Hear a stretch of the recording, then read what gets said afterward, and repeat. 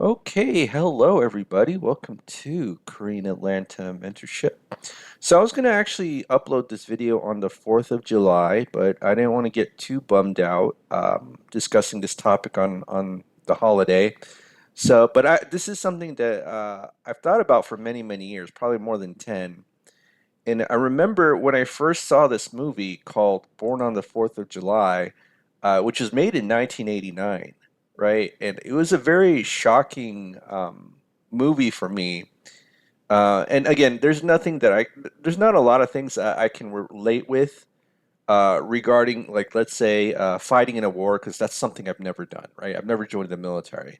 But there's a lot of themes in that movie that I think a lot of young people especially these days, can relate with, and you kind of after seeing it, it's like, whoa, like these problems have been in society for a long time. So if you don't know what the plot of on the 4th of July is, I'll just kind of go over that, give a summary. But it's a movie in 1989 with Tom Cruise. This is Tom Cruise.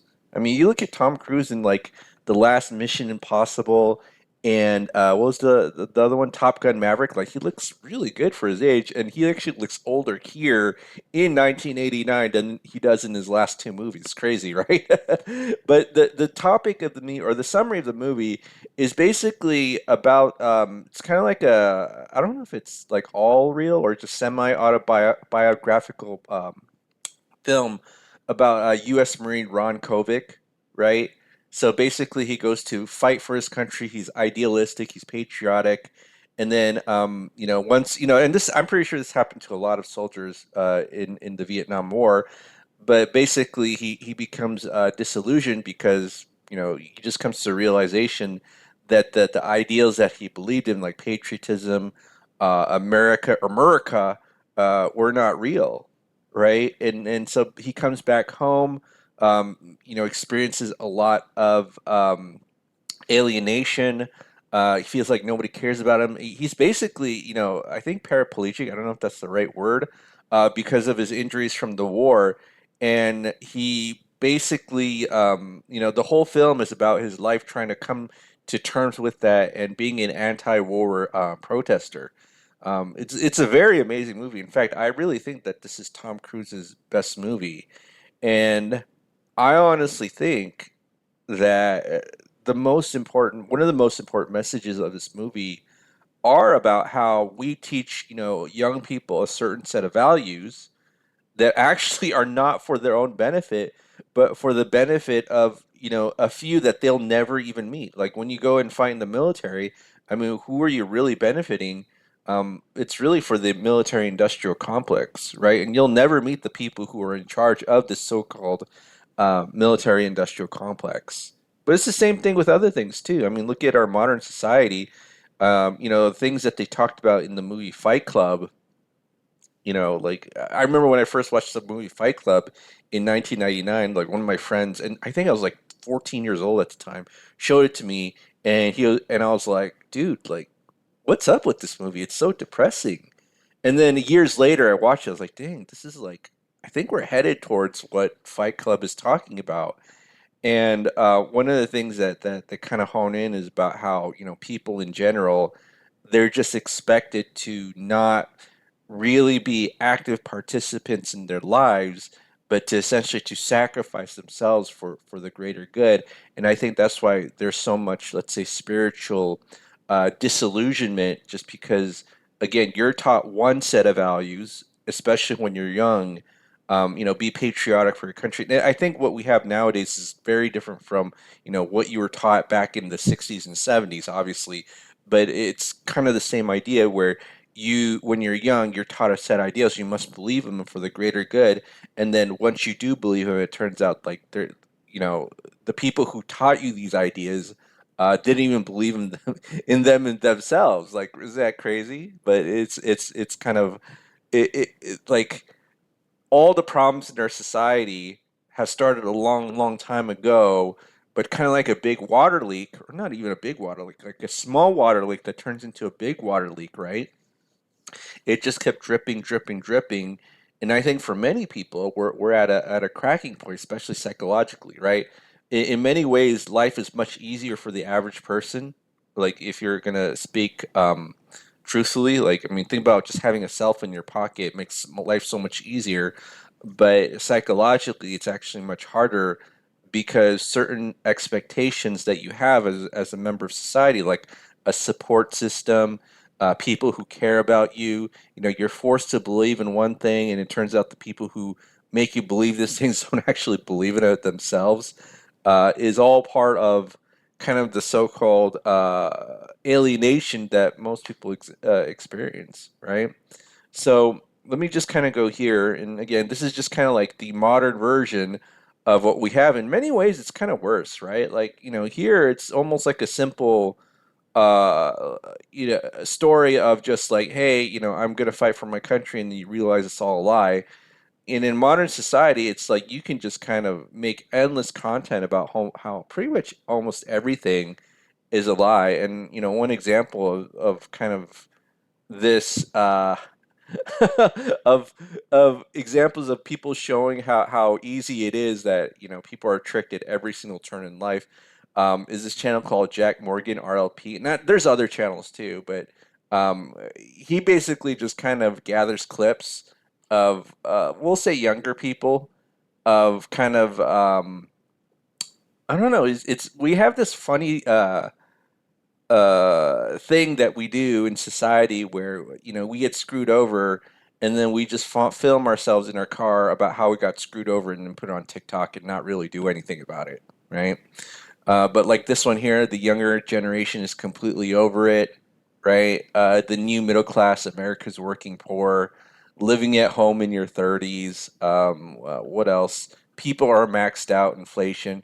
Like it's really weird how people just are like tapped out, and they're crying in their car, and all they do is just like, instead of actually like having a game plan of making, wanting to change things, they just kind of cry in their car and upload themselves, and that's pretty much it, right?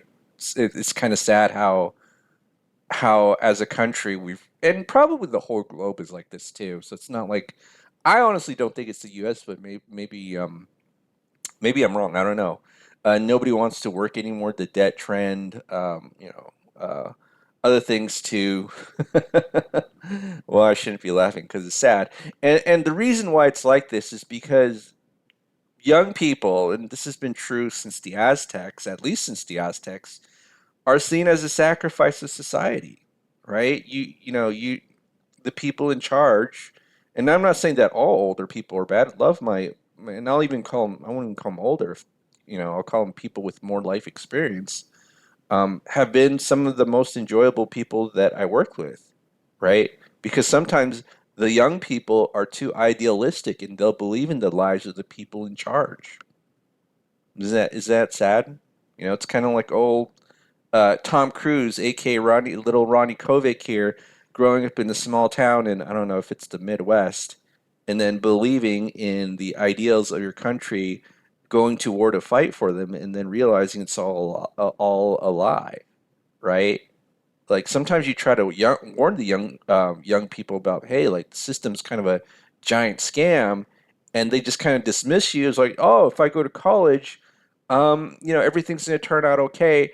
And then kind of like the little water leak doesn't seem like a big deal in the beginning, but you got to fix it, or else yeah, our society's headed for doom. And this is why, like, a fellow like Jack Morgan, I think he's like the same age as me, um, can have endless clips of people just like frustrated, suffering, well, psychological suffering at least, and just it's endless, right?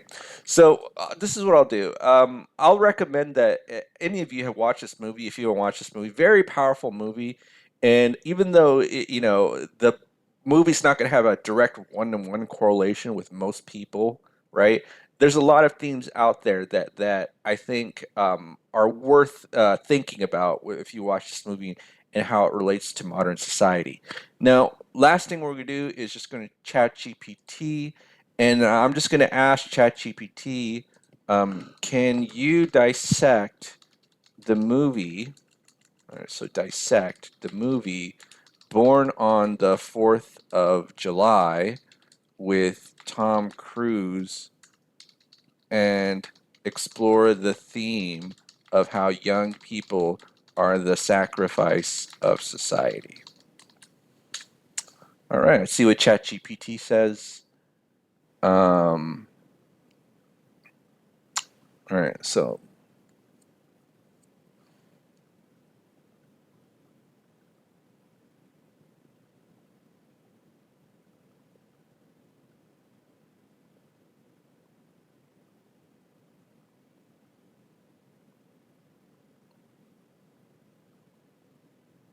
okay. So let's take a look at this and see if we can, if there's anything that we can get out of this. But basically, it says, "Born on the 4th of July" is a movie that delves into the life of Ron Kovic, a Vietnam War veteran, and he becomes an anti-war activist after being paralyzed in combat.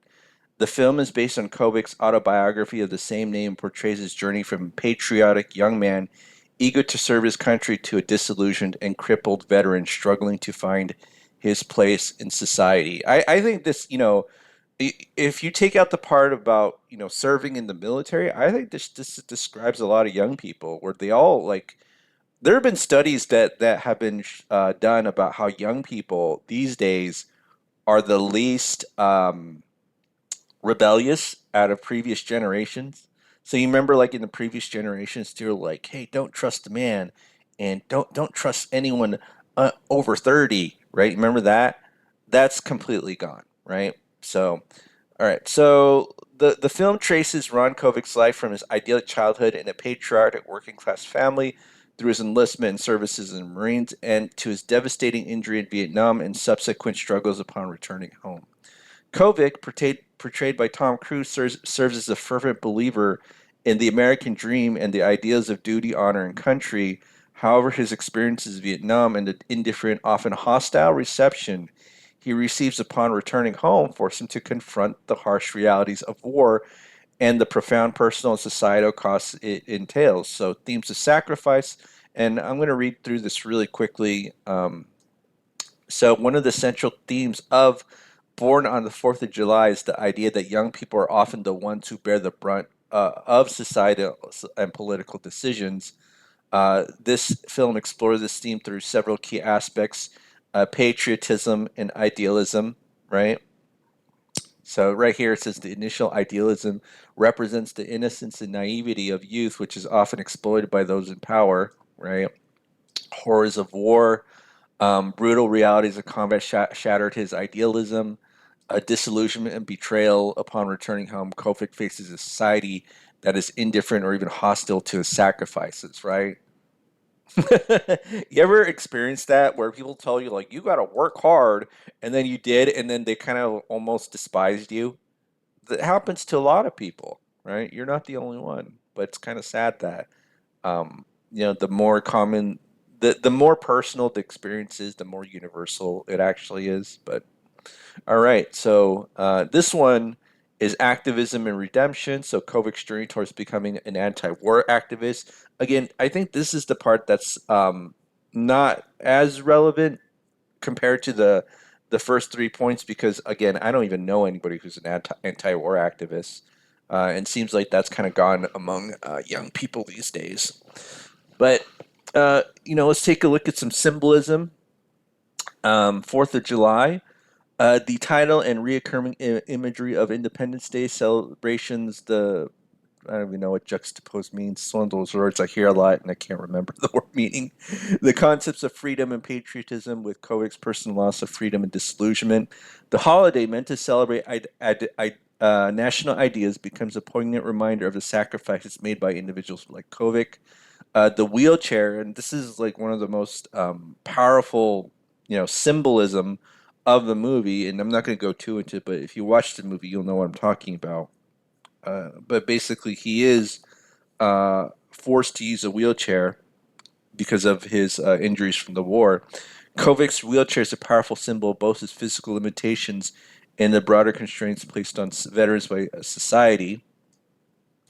American flag. The flag appears in various contexts and serving as a complex symbol of national pride, sacrifice and the conflicting emotions of veterans who feel abandoned by their country, right? So, very, very powerful movie regarding.